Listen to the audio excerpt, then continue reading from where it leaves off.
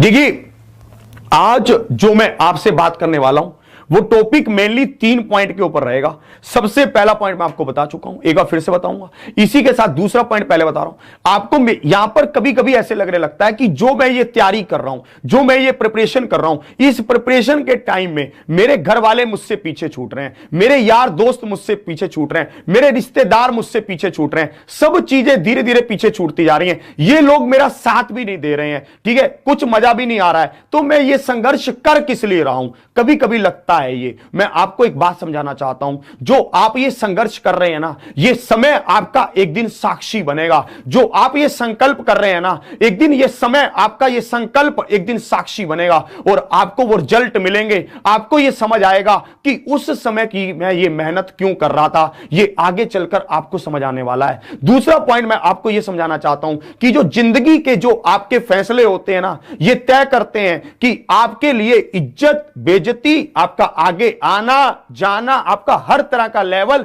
आपके फैसले तय करते हैं। आपका एक छोटा सा फैसला आपके लिए समाज में बहुत सारी इज्जत बना सकता है, आपके लिए एक अलग ही इमेज क्रिएट कर सकता है, और आपका एक छोटा सा फैसला आपको नीचे भी लेकर आ सकता है। और एक बात मैं आपको और बता देता हूं, आपका बिहेवियर सबसे ज्यादा ये चीजों को तय करता है कि आप अच्छे हैं, बुरे हैं। आप अच्छे रहेंगे, आगे बुरे रहेंगे। आपका नेचर तय करता है कि आप किस डायरेक्शन में जा रहे हैं। इसके ऊपर आपको एक कहानी सुनाता हूं। एक महिला एक बार एक फ्लाइट की तरफ जाती है। वो महिला थोड़ी लेट हो रही होती है, फ्लाइट में लेट होने के कारण दौड़ती हुई जा रही है। जैसी वो फ्लाइट में पहुंचती है तो देखती है एक व्यक्ति उनके पास बैठे हैं जिनके दोनों हाथ नहीं है। वो ऐसी व्यक्ति को देखकर एकदम से ऐसे होती है, नहीं नहीं नहीं, वो महिला बहुत सुंदर है, वो महिला देखने में खूबसूरत है। वो कहती, मैं इनके साथ नहीं बैठ सकती, मैं इनके साथ अपनी सीट शेयर नहीं कर सकती, जहां पर ये बैठेंगे मैं वहां पर नहीं बैठ सकती। वो एकदम से एयर होस्टेस को बुलाती है, बोले प्लीज इधर आइए, मेरे को यहां पर बैठने में प्रॉब्लम है, मैं इनके साथ नहीं बैठ सकती।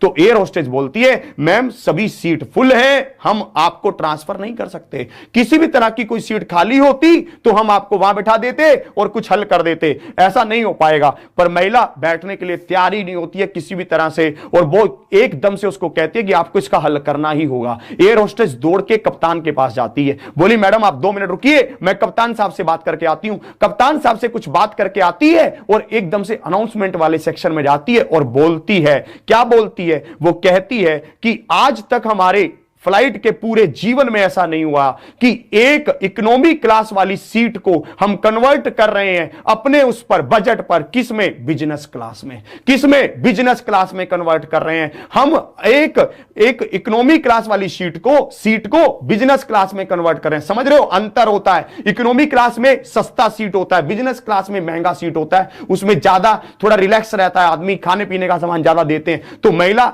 जो एयर होस्टेस होती है ये अनाउंसमेंट करती है, और अनाउंसमेंट करने के साथ ही वो महिला उठकर खुश होती है कि चलो अब मेरा हल हो गया। जैसे ही वो उठकर आगे जाने लगती है बिजनेस क्लास की तरफ, तो एयर होस्टेज उनको रोकती हैं। एयर होस्टेज कहती हैं, मैडम हमने आप लोगों की सीट को चेंज नहीं किया, सर प्लीज आप आइए, आप मेरे साथ चलिए, आपको यहां पर बैठने के लिए मतलब आप यहां पर मत बैठिए, आपको बिजनेस क्लास में कन्वर्ट किया जा रहा है। तो भाई साहब एकदम से सब तालियां गूंजने लगती हैं। क्या आप सोच पा रहे हैं उस आदमी के ऊपर क्या बीत रही थी जब ये बातें चल रही थी? और एकदम से जब तालियां गूंजती हैं तो वो आदमी कहता है कि मैंने अपने दोनों हाथों को कारगिल की लड़ाई में खो दिया, मैंने अपने दोनों हाथों को कारगिल की लड़ाई में खो दिया। जब मैंने इन महिला की बात को सुना तो एक बार को मेरे दिमाग में आया कि मैं भी कैसा इंसान हूं, मैंने किन इंसानों के लिए, किन लोगों के लिए अपने अनमोल जीवन के 2 हाथों को खो दिया।